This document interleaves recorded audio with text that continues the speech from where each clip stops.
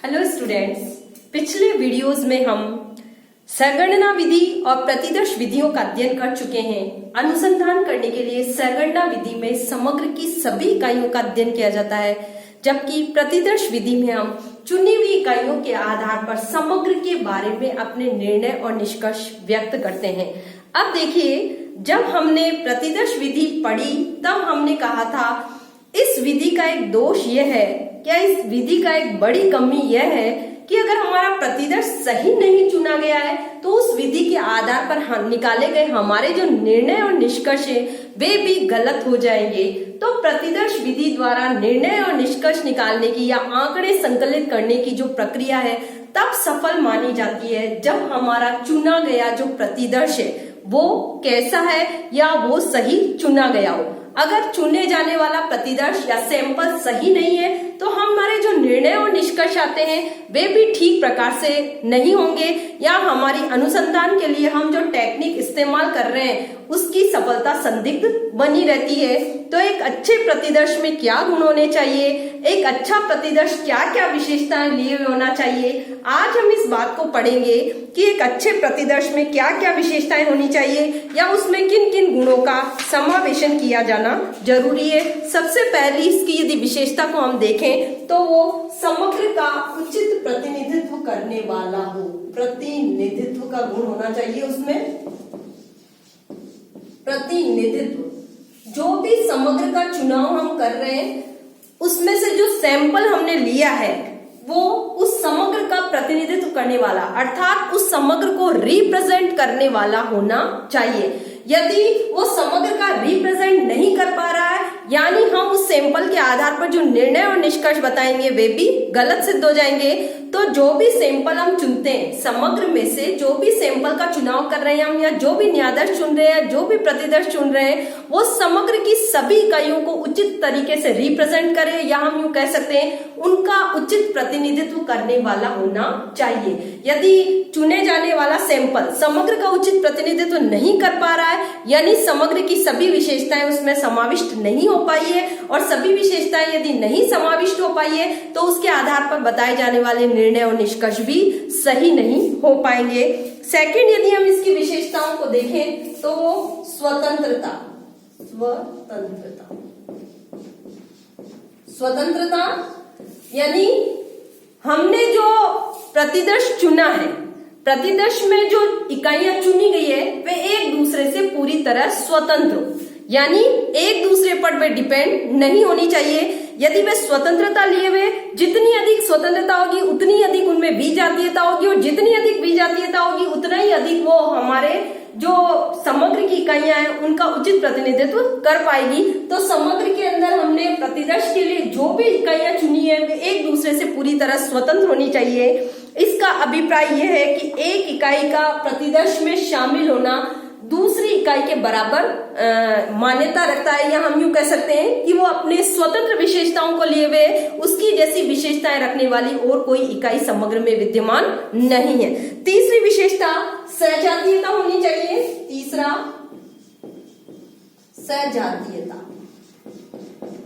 सजातीयता का अभिप्राय समग्र में जो भी इकाइयां हमने चुनी है वे एक ही जाति की होनी चाहिए। यानी जैसे मैं कक्षा 11 के विद्यार्थियों का अध्ययन कर रही हूं तो मेरे समग्र में से जो प्रतिदर्श चुना जाएगा वह कक्षा के 11 के ही विद्यार्थियों का होना चाहिए। ऐसा नहीं कि उसमें किसी कक्षा 10 के विद्यार्थी भी शामिल हो रहे हैं, कक्षा 12 के भी विद्यार्थी शामिल हो रहे हैं, ऐसा नहीं होना चाहिए। क्योंकि यदि हम सेम प्रतिदर्श चुनकर वापस अपने निर्णय और निष्कर्ष को खोजें तो हमारे निर्णय और निष्कर्ष की भिन्नता न रहे।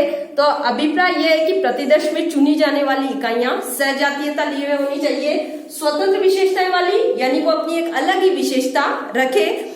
और सजातीयता से ये फायदा मिलेगा कि यदि हम सेम वैसा ही प्रतिदर्श चुनकर वापस अपने निर्णय और निष्कर्ष की सत्यता की जांच करना चाहें तो हम सजातीयता के आधार पर उसकी सत्यता को परख सकेंगे। चौथा गुण जो प्रतिदर्श का होना चाहिए वो है पर्याप्तता। देखिए, न्यायादर्श में या प्रतिदर्श में या प्रतिचयन विधि के आधार पर यदि हम कोई निर्णय और निष्कर्ष बता रहे तो हमारे प्रतिदर्श में चुनी जाने वाली इकाइयों की संख्या भी पर्याप्त मात्रा में होनी चाहिए। यदि चुनी जाने वाली इकाइयां पर्याप्त संख्या में नहीं है, बहुत कम है या बहुत अधिक मात्रा में, तब भी हमारा निर्णय और निष्कर्ष उचित प्रकार से नहीं आ पाएगा। तो समग्र में से जो भी प्रतिदर्श या न्यायादर्श हम चुनते हैं उन इकाइयों की संख्या पर्याप्त होनी चाहिए, न बहुत कम न बहुत अधिक। तो एक अच्छे प्रतिदर्श पर ही हमारी प्रतिदर्श विधि की सफलता निर्भर करती है।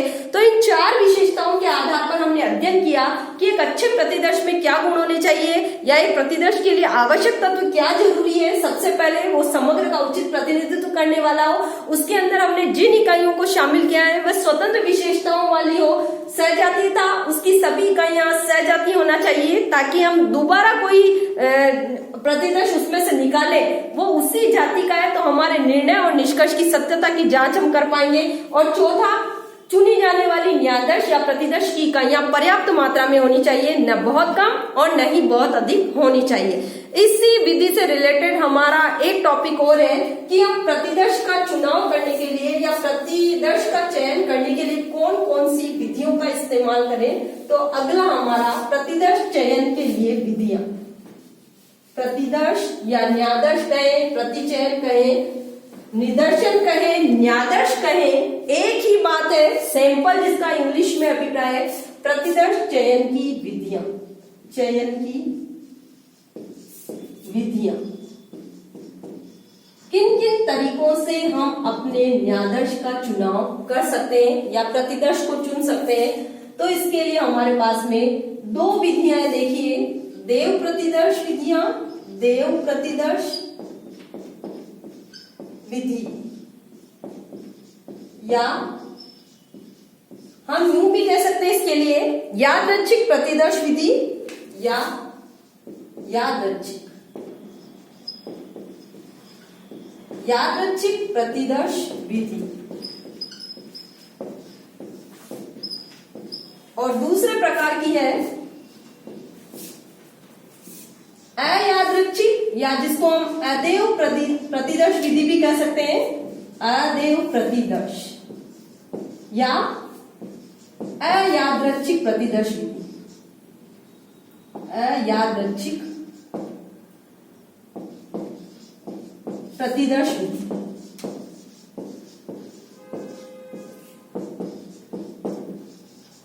इन दोनों ही विधियों के प्रयोग से हम अपने न्यायादर्श या प्रतिदर्श का चुनाव कर सकते हैं। तो देखिए, सबसे पहली देव प्रतिदर्श विधि के आधार पर यदि हमें निदर्शन, न्यायादर्श या प्रतिदर्श का चयन करना हो तो हम कैसे करेंगे। इसके लिए 2 विधियां हैं हमारे पास में वापस, एक है लॉटरी विधि, लॉटरी विधि, और दूसरी विधि जो है टिप्पेट की देव सारणियां बनी हुई है, टिप्पेट की देव सारणियां, टिप्पेट की देव सारणी। इस विधि के नाम से स्पष्ट है, देव प्रतिदर्श में जो हमारा सैंपल चुना जाएगा वो किसकी इच्छा पर निर्भर है, भगवान की इच्छा पर या देवता की इच्छा पर। इसीलिए इसका नाम क्या रखा गया है, देव प्रतिदर्श, जिस पर हमारा कोई वश नहीं है। इसके लिए मैंने आपको बताए हैं 2 मेथड है हमारे सामने, लॉटरी विधि और टिप्पेट की देव सारणियां बनी हुई। इसके लिए लॉटरी विधि में हम क्या करते हैं, समग्र की जितनी इकाइयां होती है उनको हम एक बॉक्स में कुछ नाम अंकित करके डाल देते हैं या उनको कुछ नंबर्स दे देते हैं, और हमको जितनी प्रतिदर्श की इकाइयां चाहिए या हमको जितने सैंपल में प्रतिदर्श लेने हैं हम उतनी संख्या में किसी निष्पक्ष व्यक्ति से उन प्रतिदर्श का चयन करवा लेते हैं या हम उतनी पर्चियां उठवा लेते हैं। जनरली लॉटरी से आप परिचित है कि लॉटरी कैसे निकलती है, ठीक वही विधि इसके अंदर है। समग्र की इकाइयों को कोई अंक या नाम दे दिया जाता है, उनको नाम देने के बाद हमें प्रतिदर्श में जितनी इकाइयों का चयन करना है उतनी इकाइयों को हम उस बॉक्स में से उठा लेते हैं। तो इस प्रकार लॉटरी विधि से जो इकाइयां चयन की जाएगी उस पर किसी का वश नहीं होगा, या हम यूं कह सकते हैं कि अनुसंधान स्वयं अपने व्यक्तिगत निर्णय के आधार पर उनमें से किसी प्रतिदर्श का चुनाव नहीं कर पा रहा होगा, वो क्या करेगा, ये सब भगवान की इच्छा पर छोड़ देगा कि उसमें से किस इकाई का चयन किया जाएगा। ये जो पर्चियां हैं या नाम अंकित करने के लिए हमने जो भी उनको कोई अन्य प्रकार के नंबर्स दिए हैं, ये नंबर हम किसी बॉक्स में डाल देते हैं, उनको अच्छे से हिला डुलाकर फिर उसमें से पर्चियां उठवाने का काम करते हैं। दूसरी विधि आपको बताइए, टिप्पेट की देव अंक सारणियां बनी हुई है जिसमें कुछ तालिकाओं में या कॉलम और पंक्तियों के अंदर कुछ संख्याएं लिखी हुई है। इन नंबर्स को पहले हम जितने समग्र की इकाइयां हैं उनमें बांट देते हैं और फिर एक निश्चित क्रम के आधार पर, जैसे हम 5वें बिंदु से चयन कर रहे हैं और हमें 5-5 का ही चयन करना है। 5वें बिंदु से हमने चयन किया है तो ठीक नेक्स्ट हम 10, फिर 15, फिर 20 इस प्रकार से चयन कर लेंगे। तो पहला चुनाव आप अपनी इच्छा से करके, जैसे आपने 3-3 के डिफरेंस से किया है तो पहले 3 नंबर वाली संख्या चुन लेंगे और उसके बाद 3-3 के डिफरेंस से आप टिप्पेट की जो देव सारणियां है उसके आधार पर अपने निदर्शन या न्यादर्श का चयन कर सकते हैं। तो कुल मिलाकर यदि हमें प्रतिदर्श का चुनाव करना है तो देव विधि से यदि प्रतिदर्श चुन रहे हैं तो उसमें भगवान की इच्छा पर डिपेंड करेगा कि कौन सा इकाई या कौन से नाम को हमने अपने प्रतिदर्श या न्यादर्श के लिए चयन किया है। तो इस विधि की यदि अपन गुण देखें कि हमने लॉटरी विधि से या टिप्पेट की देव अंक सारणियों से किसी न्यादर्श या प्रतिदर्श का चुनाव किया है तो इसके लिए क्या क्या फायदे हमारे सामने इस विधि में देखिए। पहला तो है कोई पक्षपात नहीं होगा। अनुसंधान करता जो है अपना व्यक्तिगत निर्णय इस के लिए काम में नहीं लेगा तो वो किसी प्रकार का कोई पक्षपात इसमें नहीं कर पाएगा।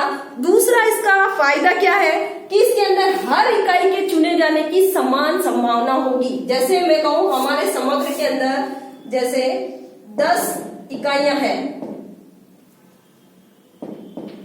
ये 10 इकाइयों में से मुझे 3 इकाइयों का चयन करना है अपने प्रतिदर्श के लिए। तो लॉटरी विधि से चयन में कौन से नाम की या कौन से अंक वाली संख्या की अधिक संभावना रहेगी उस पर मेरा कोई वश नहीं है। सभी इकाइयों के समान रूप से चुने जाने की संभावना है। इनमें से कौन सी 3 इकाइयां चुनी जाएगी, इन 10 की समान संभावना है कि 10 में से 3 में किसका नंबर आ सकता है। कोई व्यक्ति ये नहीं कह सकता कि मेरा तीसरी इकाई में मेरा नाम नहीं हो सकता या मेरा नंबर नहीं आ सकता। तो इस विधि का दूसरा फायदा यह है कि इसके अंदर समग्र की सभी इकाइयों के प्रतिदर्श में या न्यादर्श में चुने जाने की समान संभावना बनी रहती है। तीसरा यदि इसका हम फायदा देखें तो इस विधि में जो चुना जाने वाला न्यादर्श है वो बहुत अधिक शुद्धता लिए हुए होता है, क्योंकि यदि किसी चीज में पक्षपात नहीं हो रहा है, इकाइयों के समान रूप से चुने जाने की समान संभावना है तो इसमें शुद्धता और विश्वसनीयता बनी रहती है। तो देव प्रतिदर्श के आधार पर यदि न्यादर्श चुना जाएगा तो वो शुद्ध और विश्वसनीय भी होगा। और लास्ट इसका फायदा यदि अपन देखें तो इसके आधार पर निदर्शन यदि हम चुनाव कर रहे हैं तो निदर्शन चुनाव की सबसे सरल विधि है। इसमें किसी प्रकार की हमें कोई कठिनता नहीं रहती। जो समग्र की विभिन्न इकाइयां हैं केवल उन्हें नाम या संख्या हमें देनी होती है और फिर उन्हें एक बॉक्स में पर्चियां बनाकर हम हिला डुलाकर आसानी से अपने प्रतिदर्श का चयन कर सकते हैं। तो प्रतिदर्श चुनाव की इस विधि का ये फायदा कि इसके अंदर हमें बिना किसी कठिनता के या बिना किसी विशेष ज्ञान और अनुभव के आसानी से हमें हमारा जो प्रतिदर्श है वो प्राप्त हो जाता है। लेकिन जहां हमने इसके कुछ फायदे देखे हैं वहीं देव प्रतिदर्श विधि के आधार पर चुने जाने वाले न्यादर्श के कुछ अवगुण और दोष भी है। इस विधि की कुछ कमियां हैं, जैसे यदि हमारा चुने जाने वाला प्रतिदर्श या न्यादर्श है, अगर हम इसके अवगुणों की बात करें तो हम कह सकते हैं यदि हमने लॉटरी विधि या टिप्पेट की देव अंक सारणियों से कोई न्यादर्श का चुनाव किया है और यदि वो पर्याप्त मात्रा में हमारे पास नहीं आया है, कहने का अभिप्राय है कि हमने लॉटरी से जितनी पर्चियां निकाली है या जितने अंक हमने चयन कर लिए हैं देव अंक सारणियों से, यदि वे हमारा समग्र का अध्ययन करने के लिए अपर्याप्त बने रहते हैं तो फिर हम अपने निर्णय और निष्कर्ष इस विधि की सहायता से नहीं बता पाएंगे, क्योंकि हमारा चुने जाने वाला जो न्यादर्श है वो पर्याप्त इकाइयों में नहीं था या पर्याप्त संख्या में नहीं था।